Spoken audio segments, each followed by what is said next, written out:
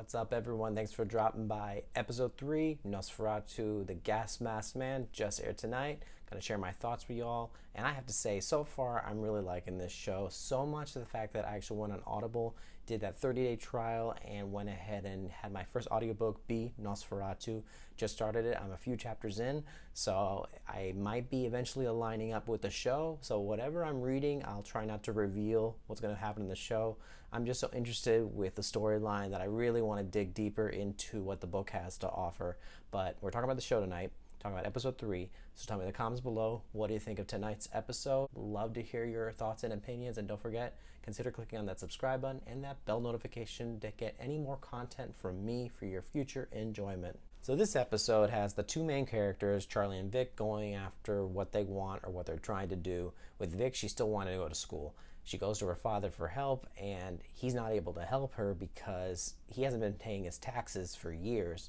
And if she put any of that information on her financial aid, he can get arrested, so he doesn't help her. And she's willing to go as far as forging his signature later on from her friend that tries to influence her to do that.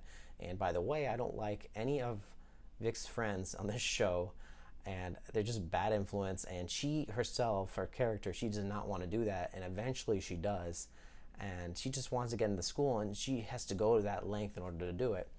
Aside from everything that's going on personally, from the supernatural side of it, Maggie's still trying to ask for her help in order to track down Charlie, and Vic is still in, denial, disbelief. She doesn't want to have anything to do with this.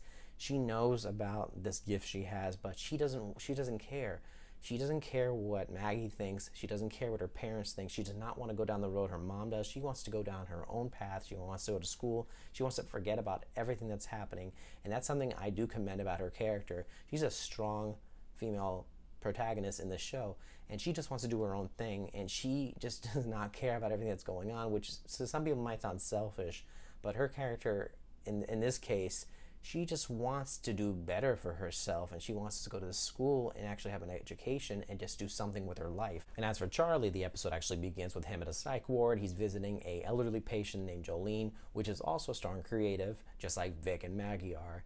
And I feel that they had some years in the past where they were involved with her tracking him down with her powers, and with Charlie, Jolene is a threat to him just as much as Vic is a potential threat to Charlie.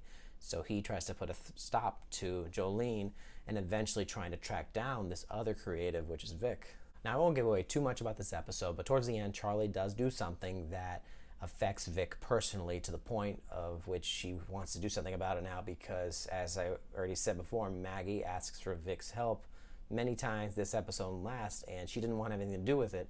Well, something happens that hits her hard and where she lives, and now school is at the back burner by the end of this episode, and now she has to do something about it. She's stuck in her hometown. She wants to get out of where she lives, and now in order to help save another life, she's going to have to go on this quest, this journey with Maggie, and try to better herself that way. I feel the show, especially by episode 3, this one, it's getting creepier. The essence of the show is definitely coming to fruition of where it's going, and I feel that Stephen King feel. I don't want to compare it to Stephen King. This is Joe Hill. This is Stephen King's son, so it's his own world, but you see a lot of the Stephen King vibes in this show, and I'm really liking it. And I like Ashley Cummings a lot. I think she's a great actress, and she's showing it a lot every episode I've seen.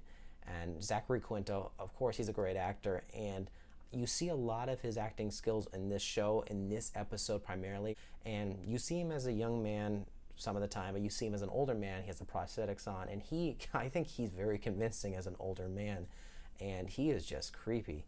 And I just loved seeing him. I just hope as we get on to the later episodes, because this is a 10-episode season, I hope we get longer sequences with this character, because yes, Ashley Cummings' character Vic, she is the main protagonist, but he is the main antagonist. And visuals are very striking. I feel they're getting that way as we're getting, into the show a bit more.